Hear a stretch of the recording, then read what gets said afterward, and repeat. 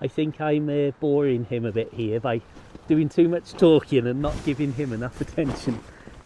Good boy, hello. Oh, he's a nice lad. Hello there, my friends. Hang on one second. As you can see, we're out here camping with good old Gizmo in a really simple bivvy bag camp tonight, hidden away in the woodlands and gone first thing in the morning before anybody even knows we exist, hopefully. So I am not really meant to be doing any filming to camera on this particular visit. This is meant to be just a trip for the sake of enjoying being out here in the great outdoors.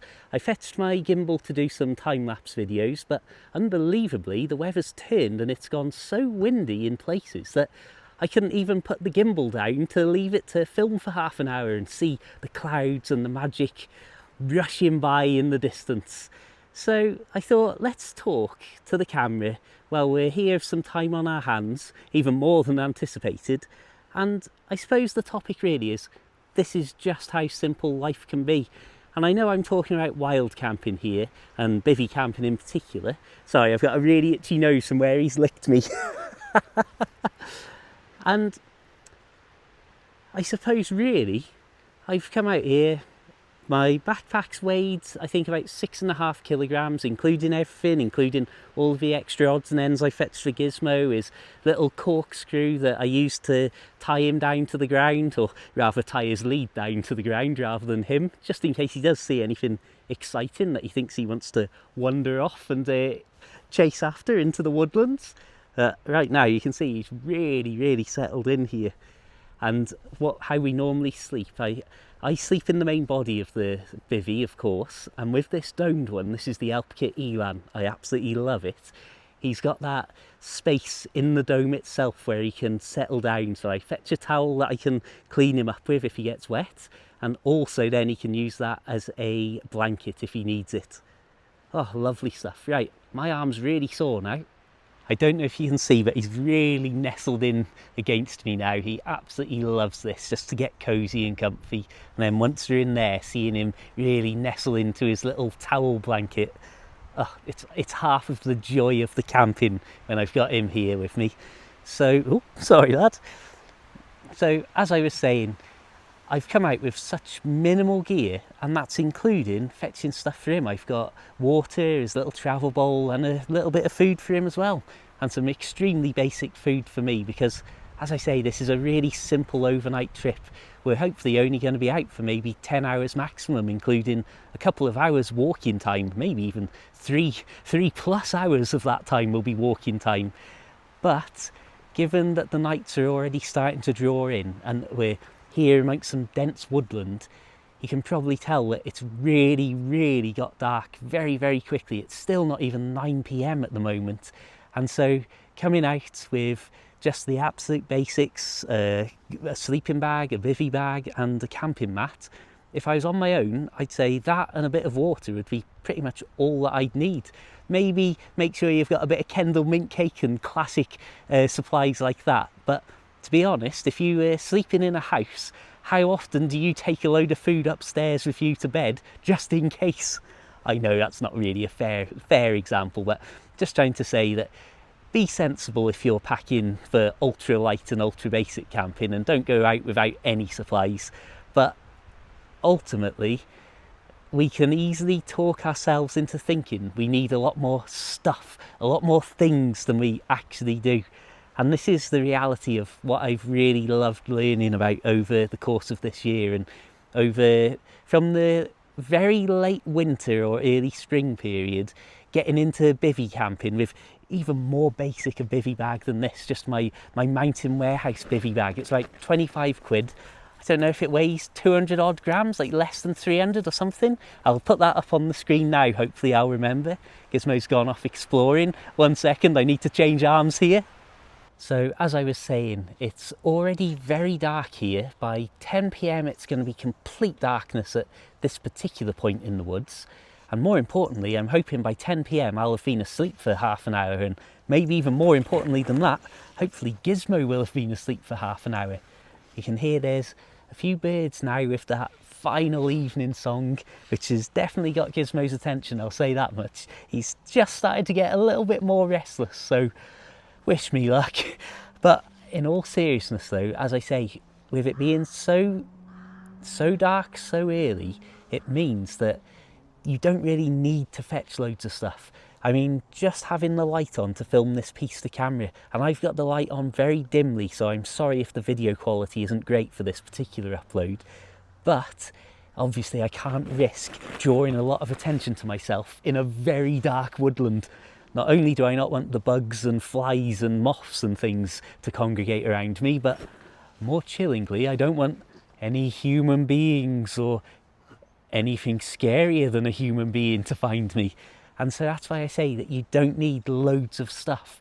As long as you're fetching enough to be comfortable and to keep sheltered and warm and hopefully dry overnight, if you're just doing these really simple quick camping trips, oh, he's definitely seen something that's got his interest over there, but if you're just coming out for a quick overnighter, you don't have to necessarily walk a huge distance and fetch endurance level supplies. You don't necessarily need a massive 5-person tent. Just a simple bag on the ground and a pad underneath it. And as I say, a sleeping bag to keep warm. And you can have an absolutely beautiful, incredibly peaceful, and most significantly, a very close to nature night. And that's something that we don't really very often get these days. And yet it's so often, I do it all the time.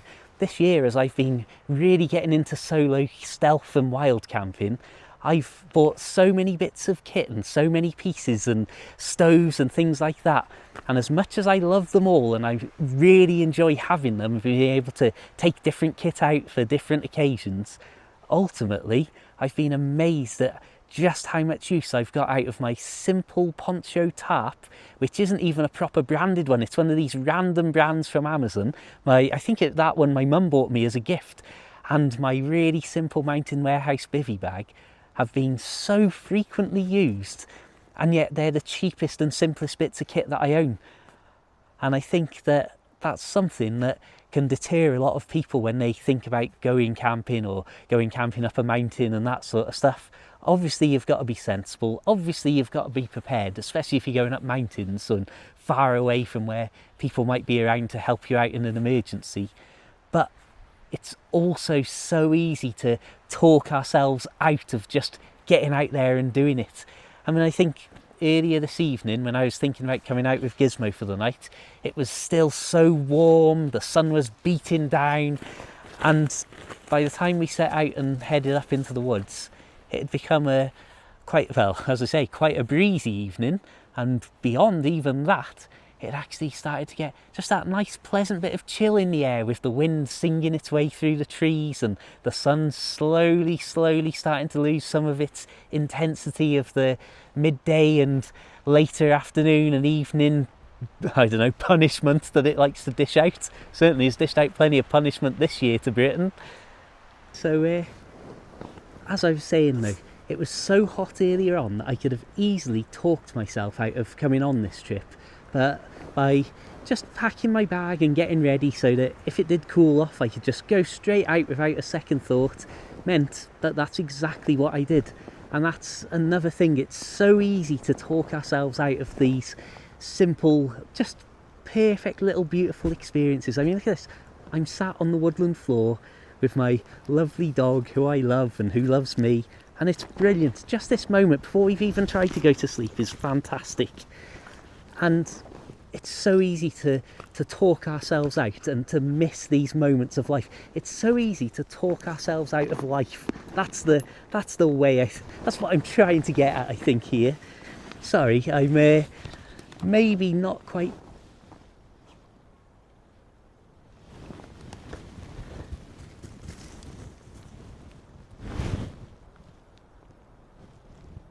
What's that, mate?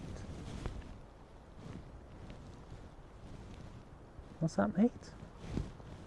Well, I've got to say, something's really got Gizmo's attention. So I'm going to wrap this video up a little bit more haphazardly than I'd intended and hoped to, because I really want to get this light switched off very quickly. I can actually hear maybe an off-road vehicle, or I hope not a dirt bike.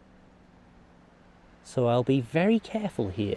But what I just want to say, and I just want to finish this off and say, I'm lucky I've got this random kit that I can come out and do this stuff with relative comfort and ease.